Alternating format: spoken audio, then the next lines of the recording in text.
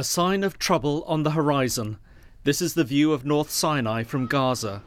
Hours of intense clashes between Egyptian security forces and Islamic State have left dozens of combatants and civilians dead. Simultaneous raids were launched on military checkpoints and a police station. It's one of the largest coordinated assaults yet by militants in the Sinai.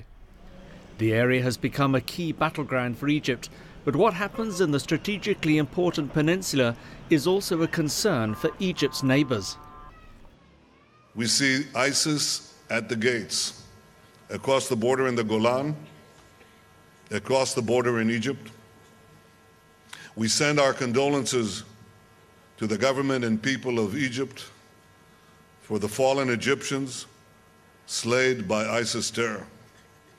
We must stand up to all the forces of militant Islam, those led by Iran, those led by ISIS. These are the militants behind the attacks. They pledged allegiance to IS in November, rebranding themselves the Sinai province of Islamic State. Experts say their numbers are growing steadily and their attacks becoming more sophisticated. Earlier this week, a car bomb attack in Cairo killed a high-profile public prosecutor.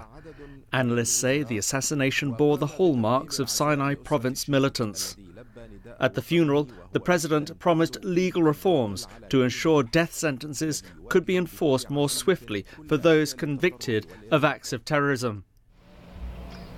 North Sinai has been under a state of emergency and a curfew since October, after an attack killed dozens of soldiers. The army has stepped up its presence along the border with Gaza. A buffer zone has been created.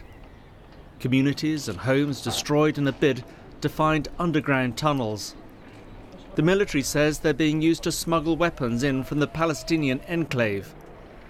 Despite this, the army has yet to uproot the militants, and the intensification of this week's attacks show there's still a long battle ahead.